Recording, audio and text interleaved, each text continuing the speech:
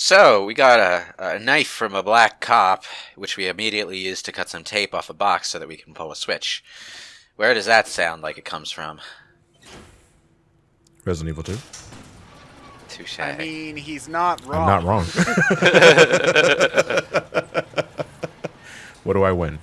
Yeah, there's some awkward. I don't want to say awkward, but there's some weird, obvious reusing of stuff from Resident Evil 7 in this game at a few specific points. Yeah. Although, the only really awkward thing is the weird reflection effect that they have on floors and walls in this game, which I don't like. It's not a very good effect. I think the game would look... Yeah, I would say the only real snag, and graphically speaking, is... Well, you bring up reflections. I bring up hair. Hair looks a little off in this game under certain lighting. A little tiny bit. But the reflections are just not a very good effect. They're pretty low-res effects. The game legitimately looks better on PC if you turn that effect off. And it's a resource hog. So I am immediately against any bad effect that is also a resource hog. Also, how are you playing this? PS4, PS4 Pro. PS4 Pro, okay. Yeah. I played it on regular PS4 and it still ran completely smoothly. I wouldn't say completely smoothly. It sort of dips to 50 or 40 on the vanilla, from what I understand. But it sticks close enough to 60 on the PS4 Pro, so I'm happy enough with that. You want to know how I got these girls? This is a scene that's rendered completely pointless in the Japanese version because the guy just has like tomato sauce smeared all over his face. Yeah. But yeah, this was pretty brilliant because like this is the hallway where if you play the original game, you expect to see the liquor here, and it's setting up the liquor, so you think the intro is going to be like really like right here, like in a few seconds, but it doesn't happen. And then you get the window liquor in another hallway up on the second floor, but it still doesn't happen. And then you don't get the liquor until you get to the STARS office on later on, which is like on the same hallway, just blocked by a barricade. And then there are a few gotcha moments that I feel like veterans are going to feel affected by the most, but then, and they're brilliant. After you already know that it's not going to happen in the place you expect it to in the original game.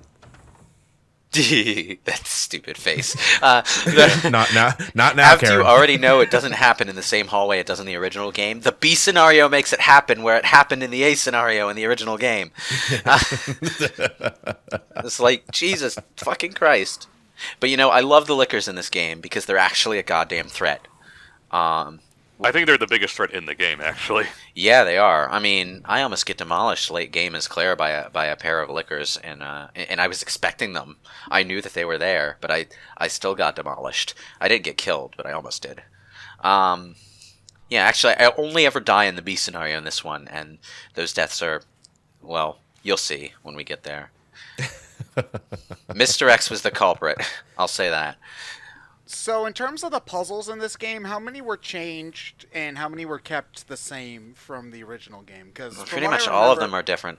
Pretty much all of them are different. Because if I remember the remake one, they like kept some puzzles or they kept some sort of similar but changed the solutions somewhat. Yeah, and sometimes in remake 1, the puzzle would be the same, but you would have to do some extra steps to get the necessary items for them, like the piano room, which now has a missing page in its music sheet book, or the map that you would get from the fireplace on the second floor, which you now need a special item to imprint the map onto once you light the fire.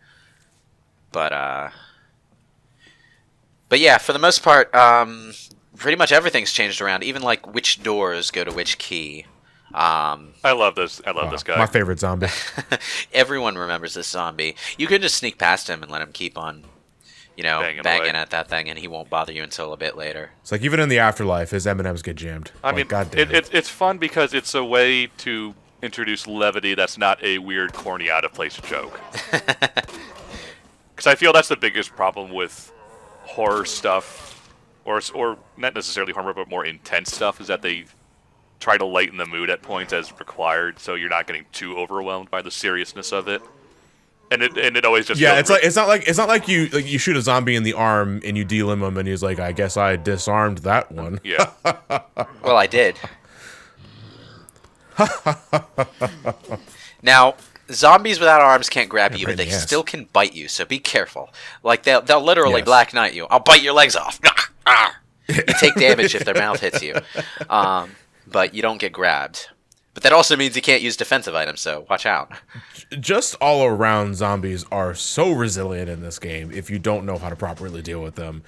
Yeah. Which is why, like, we talk about, like, the importance of like headshots in previous games, and while it's true that you have a chance of, you know, landing a critical when you aim for the head, if you don't and they hit the ground, they're not dead. Like, they'll get back up, like, in due time, and it's like, it's just, don't waste so much bullets. Here's the thing. Zombies will die. It's just, there's no definite indicator to tell you that a zombie is definitely dead or it'll get No. up in a minute. And that uncertainty Not has in you this game. second guessing every fucking corpse you run across, because the corpses are persistent. They always remain where they are. Every zombie keeps whatever damage you Right. inflict on them throughout the entire game.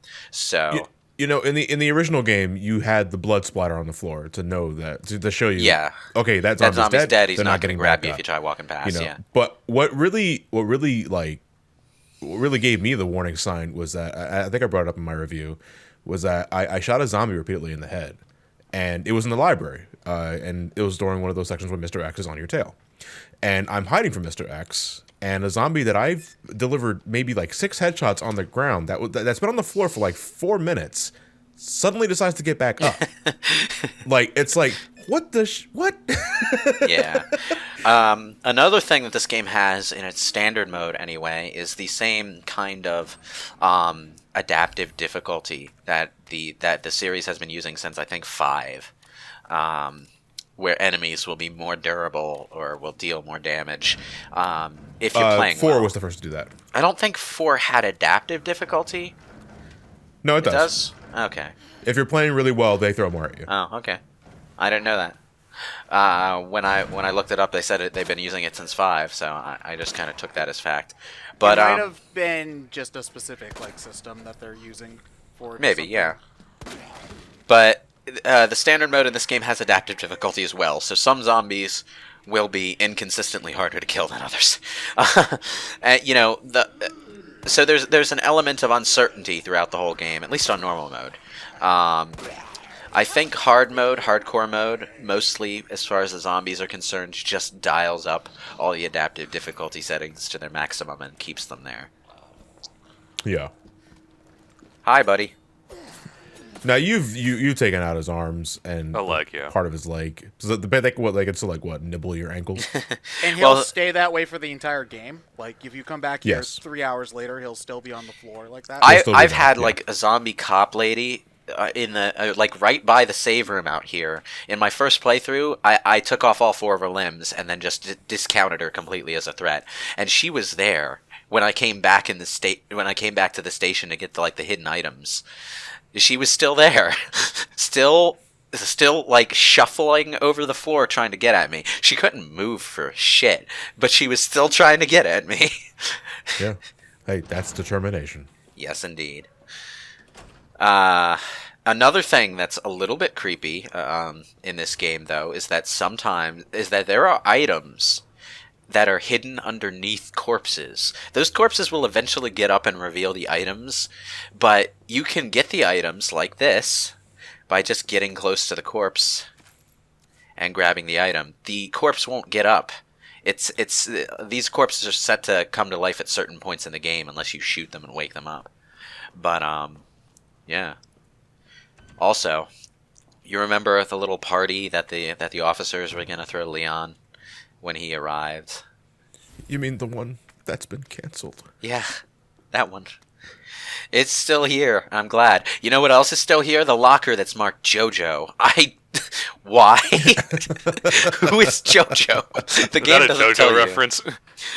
I was tempted to make that joke in my video because I saw it in the locker. I was like, oh, whatever. I'll be hip. Well, you should have done a zoom up on the JoJo. You close up on you. Could it be? And then it cuts to Dio. Yeah. The combination for this locker, by the way, is actually found in the STARS office this time, rather than in the room across the main hall from this office, where where it was originally found. Which is interesting to me because that note actually did say that the locker was moved away from the STARS office, so it makes sense for the combination to be in the STARS office. I just don't know why they didn't do that originally. Anyway, this is an interesting little puzzle, and it sets the tone for a lot of the locker combination things that you have to find for the optional items and stuff. In order to find the combination for this locker, you have to look at the nameplates on all of the desks. And in one case, the nameplate has been knocked off of the desk, so you need to find it on the floor. So, yeah, you need to find the locker combination in the environment, which is the case for a couple of the other lockers as well. Some of the combinations are in files, but a lot of them are in the environment. Like, there's one where the combination is literally written in chalk on the side of the locker, and if you're not paying attention, you won't know to look for it until you find the file across the bridge that says, "Hey, it's on the side, stupid." It's on the side. Make sure you wipe it off." They didn't wipe it off because they're idiots, but good for you. You got items out of it. Anyway, yeah, you're looking for the first name, and the real stumbling block is that in the second combination, they refer to one of the officers by his last name, George, or was it Scott? George Scott. Yeah, that's right. They refer to him as Scott. So you think that's his first name? No.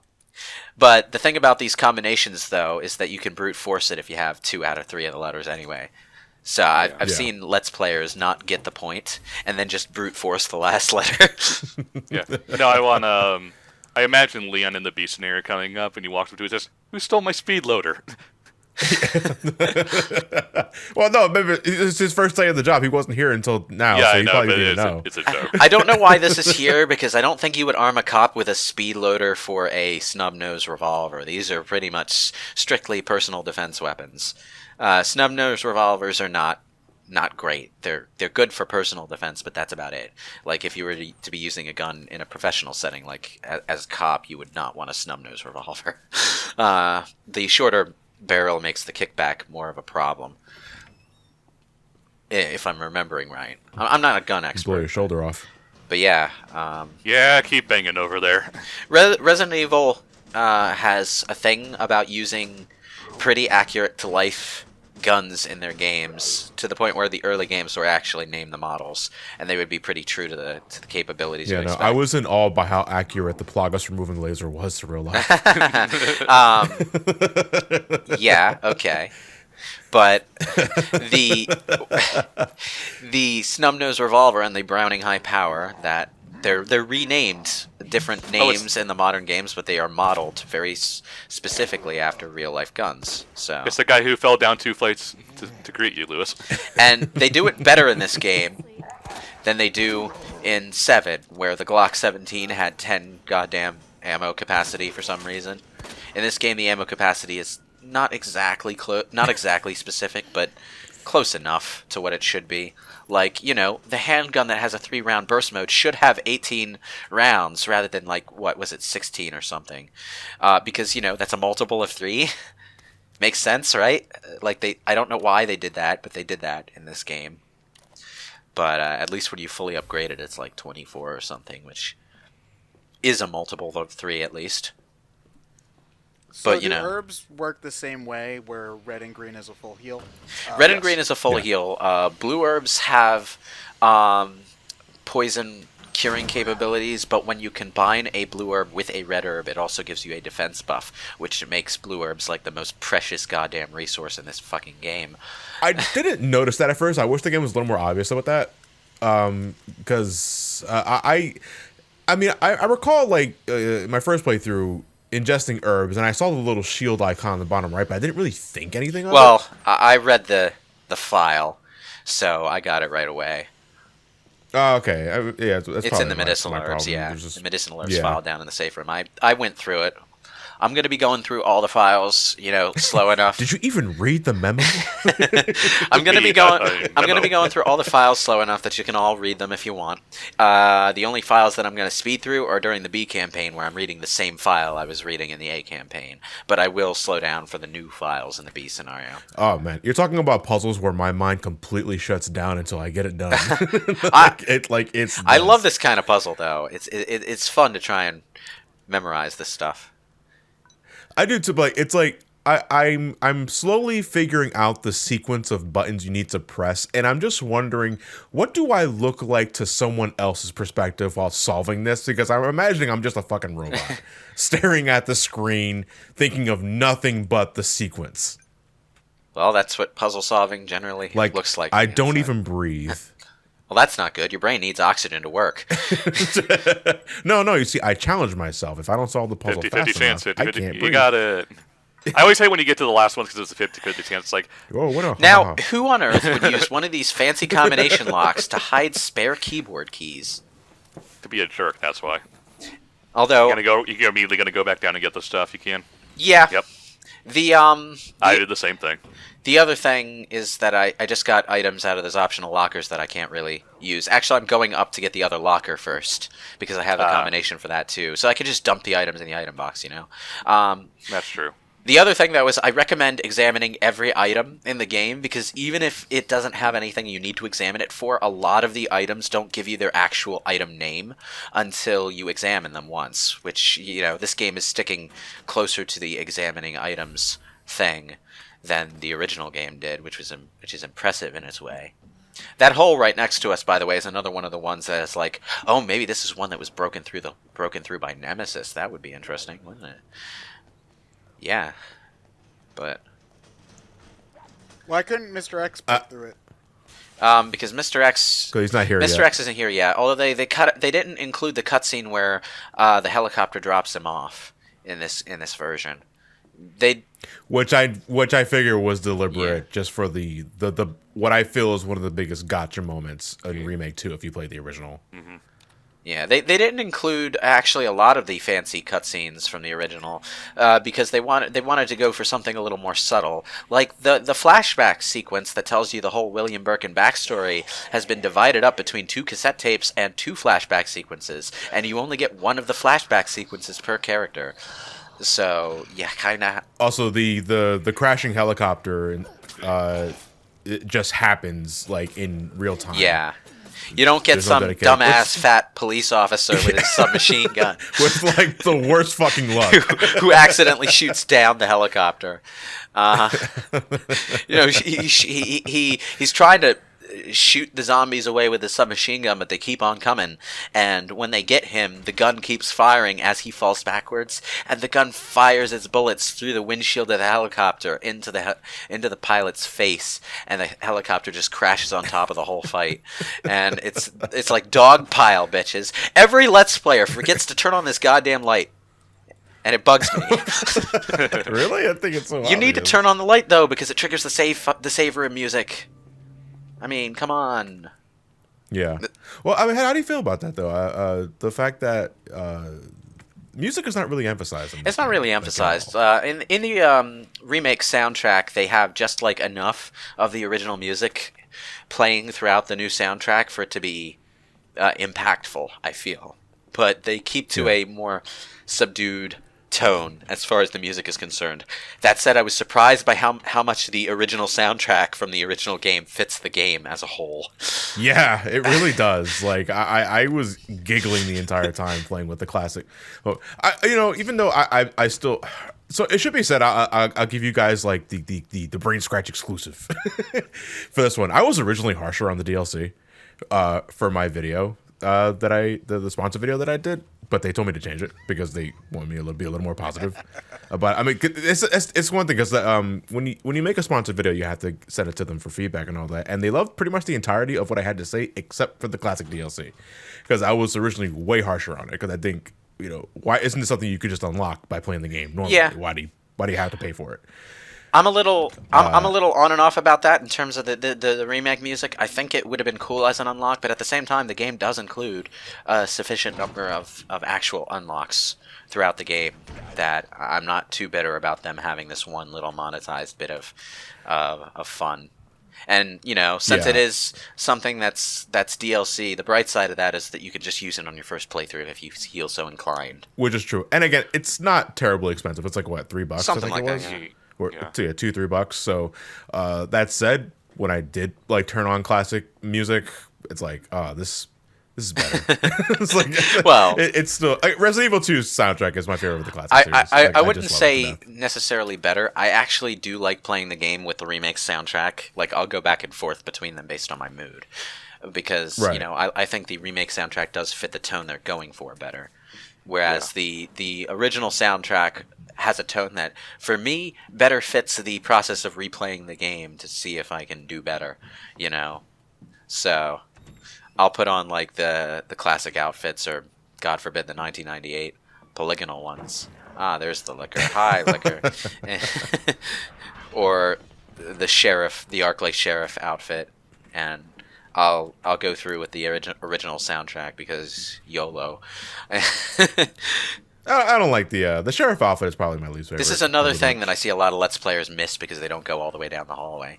But yeah, this is the file that tells you that the lickers are blind, which was always true, I should say. They couldn't see you in the original game either, but because of the way the game worked, well, you couldn't really get past them. You just got... Yeah, I was like, they're in narrow hallways. The blindness just meant So you what could does get it up matter? close and cheap shot them with your shotgun, which made them even less of a threat than they would be if they were just regular hunters.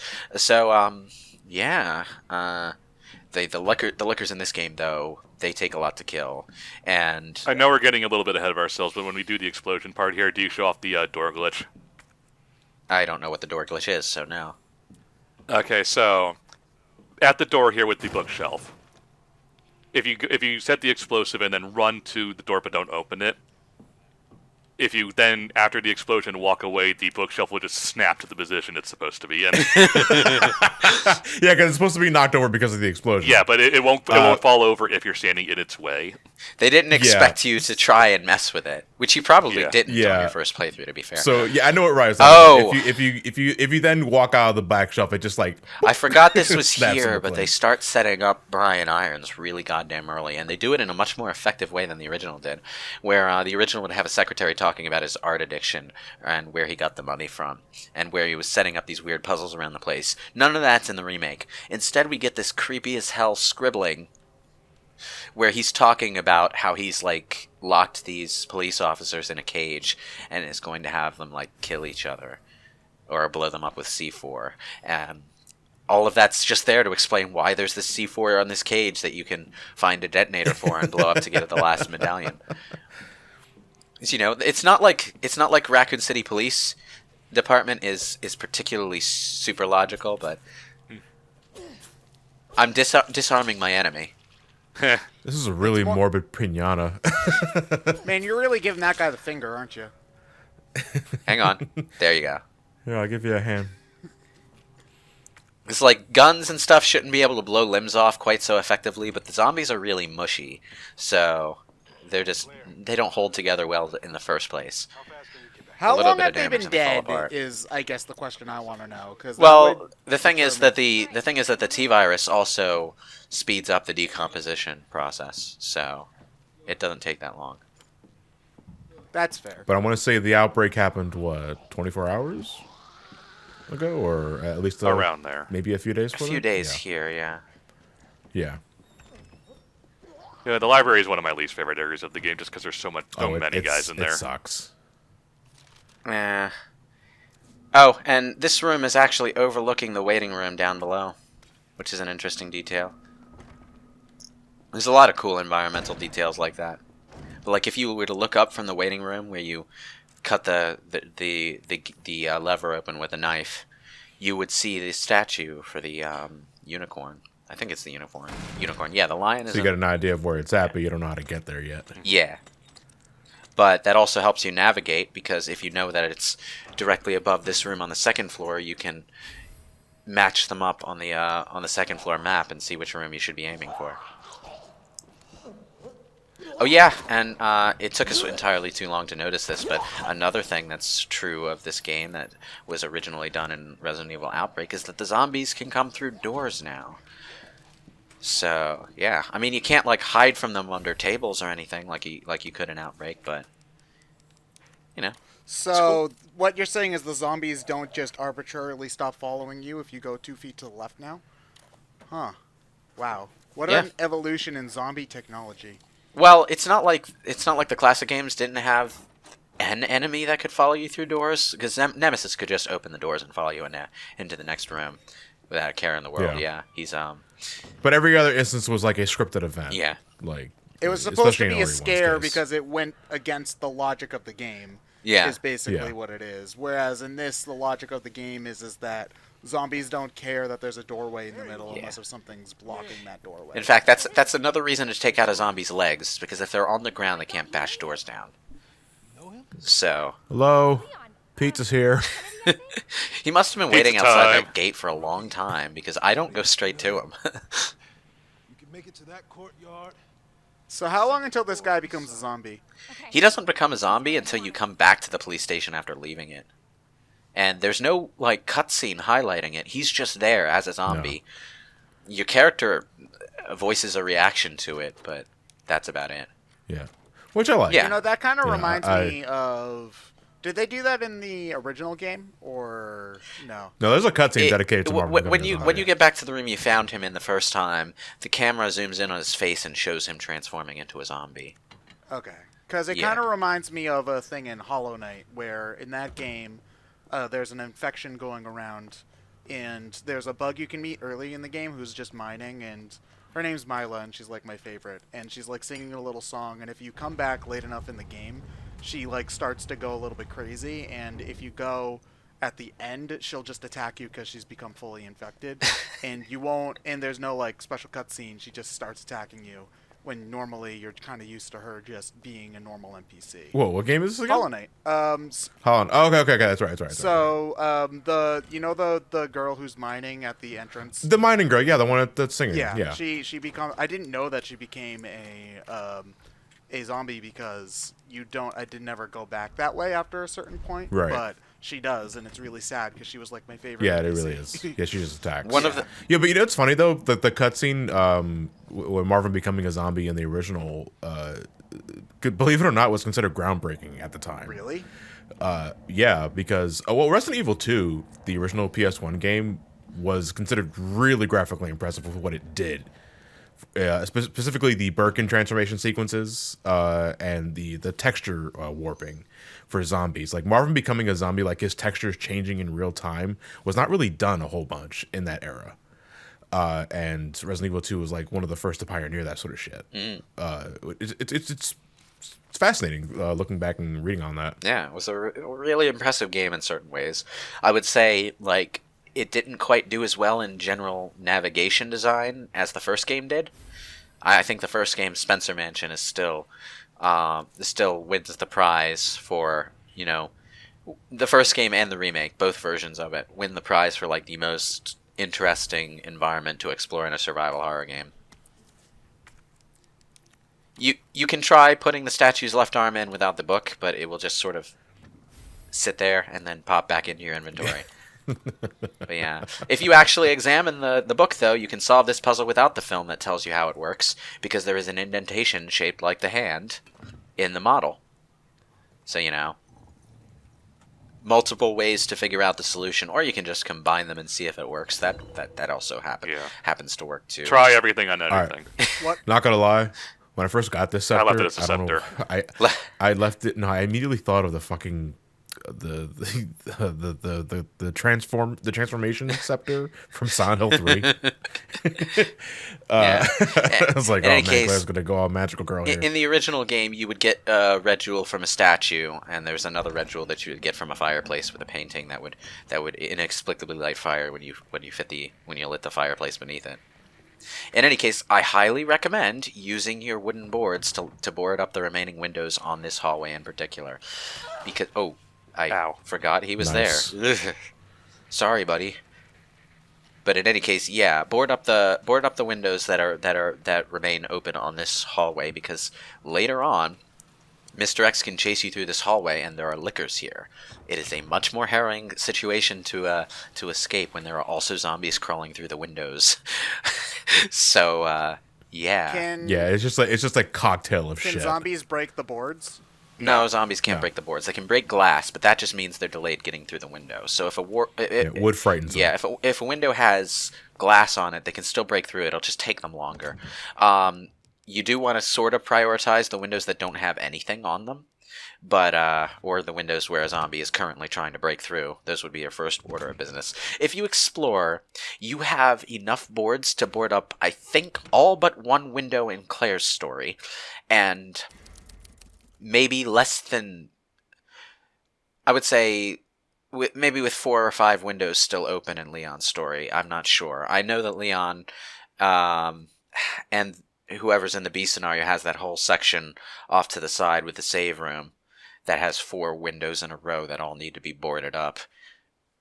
But